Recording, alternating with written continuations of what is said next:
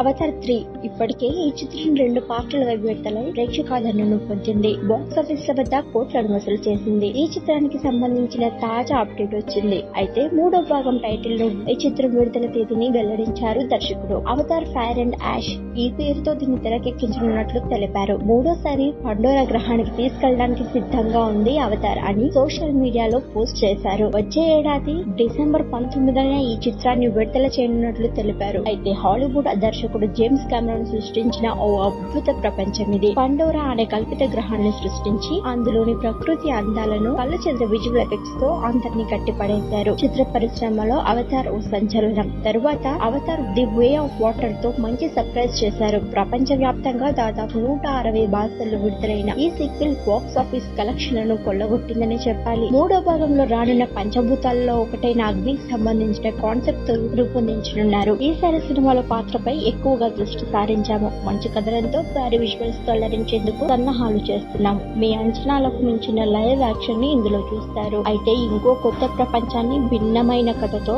భిన్నమైన పాత్రలతో మీ ముందుకు వస్తోంది Avatar 3. The way of water లో కనిపించిన కేట్ విన్స్లెట్ చేసిన రోనాల్డ్ క్యారెక్టర్ ను అవతార్ 3 లో మరింత పొడిగించాము. అందుకోసం ఆమె చాలా కష్టపడి శిక్షణ తీసుకుంటుందని తెలిపారు దర్శకుడు. అయితే అవతార్ ఫ్రాంచైజ్ లో రానున్న అవతార్ డిజ్నీ D23 కన్వెన్షన్ వేదికగా శనివారం ప్రకటించిన పలు సినిమాల విడుదల తేదీలు టైటిల్స్ లో అవతార్ 3 కూడా ఉంది. అయితే 3వ భాగంలో సినిమాలోని కథ భూమిని పండోరాను కాపాడే దశలోకి మారుతుందని ప్రకటించారు. ఈ మేరకు పండోరా గ్రహం మీద ఇతర సంస్కృతుల కోసం అన్వేషిస్తున్నామని, బ్యాడ్ గై కథను మరింతగా బలంగా చేయబోతున్నామని వెల్లడించారు. అవతార్ 4 2029లో చివరగా రానుంది. అవతార్ 5 డిసెంబర్ 2031లో విడుదల చేయనున్నట్లు చిత్ర బృందం గతంలో తెలిపింది.